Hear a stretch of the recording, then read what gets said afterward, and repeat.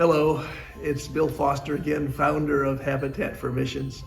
I have been given the opportunity this afternoon to share with you the end of year report for our organization. And let me begin by saying how much we appreciate all of you and the prayer and financial support you have given us during 2023. This past year has been a good one. We did another project for the group called Beyond the Storm, this disaster relief Christian organization that are the hands and feet of Jesus. Every time there is a disaster that takes place, they go and help put people's lives back together by putting their properties back together. They partner with Samaritan's Purse, who then provide chaplains to come alongside these same folks and provide them encouragement and spiritual guidance. It's a wonderful partnership between the two of them and with Habitat for Missions. Anyway, we did a project with them this last year, generating a total of $83,000 in profit from the flip of that one house. We have now done 3 properties to raise money for Beyond the Storm, and between the 3 of them, we've generated over $240,000. They are a worthy organization. We're privileged to be a part of supporting them, and you, as you support us, also support them. We also sold a piece of land that had been donated to us and gave about $9,000 to a missionary, Brian Cushman. Now, I want to get excited because Brian is somebody I really believe in. He provides theological education by extension for Latino pastors, both here in the U.S. and around the world. He is constantly trying to find synergies between World Gospel Mission, which is the organization that he's aligned with, and other missionary agencies to provide the best education possible for Latino pastors, many of whom are serving in areas that just don't have Bible college opportunities.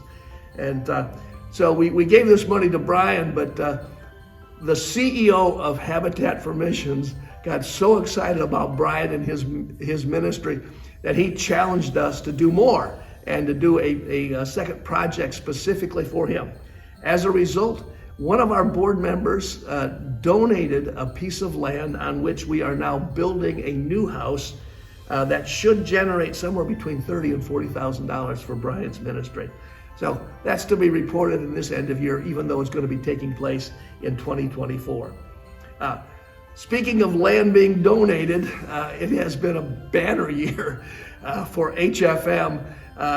People getting inspired by what we're doing and offering to give us property on which we can build houses and then donate the proceeds to support mission. We have been given, just in the last week, it's been finalized, we've been given 6 acres of land on the outskirts of South Bend, Indiana. I went with Reverend Richards just recently to view this property. It's amazing. I couldn't believe it. It's fully wooded.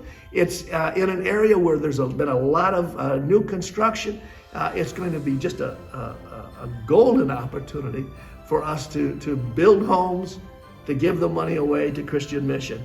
And so that's happening. And then I've mentioned, I'm sure in last year's end of year report, that we had been donated the family home, the former family home of Newt Rockney, the famous Notre Dame football coach.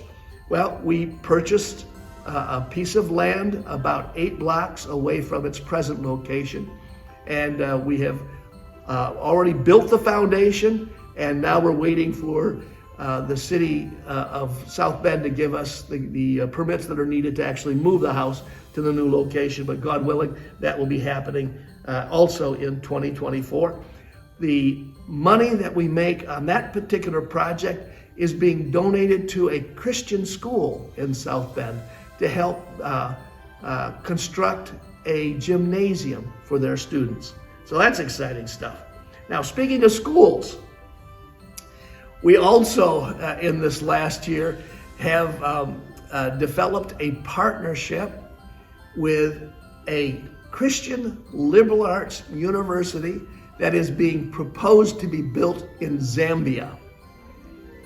Africa Wesleyan University is the name of this new school, And we're going to be privileged to flip a house in Brooksville, Florida, to help generate some funding for that particular campus.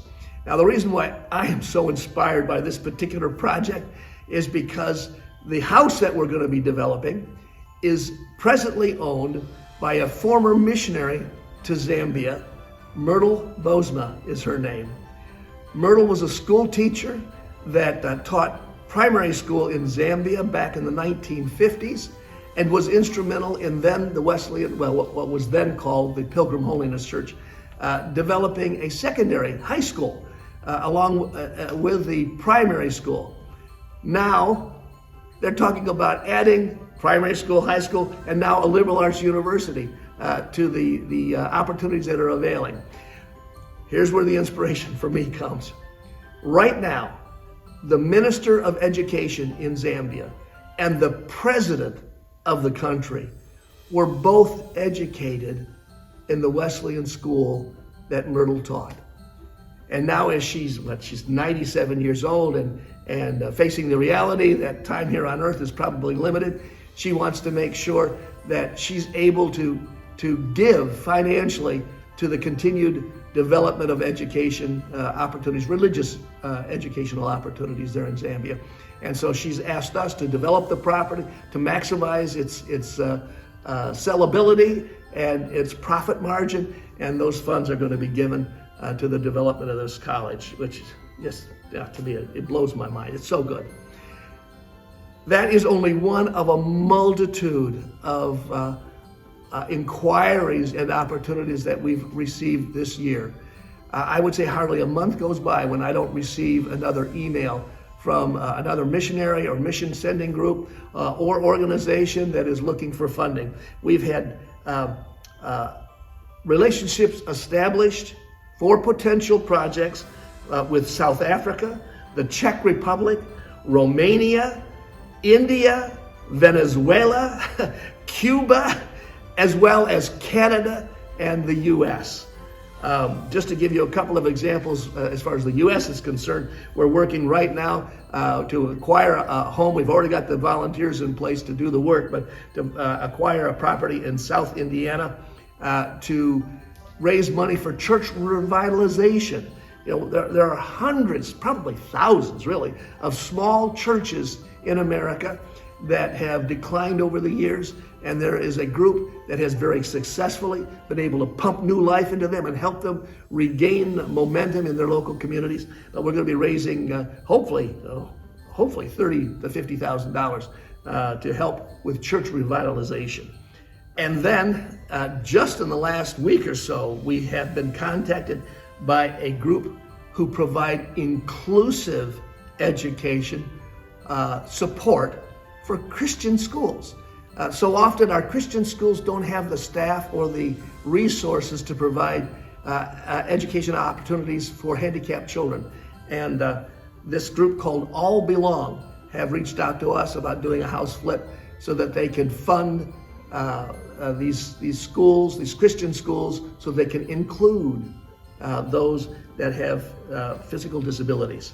We've seen a lot happen in this last year, and we're looking to 2024 with eyes wide open, with expectation of what God is going to be doing.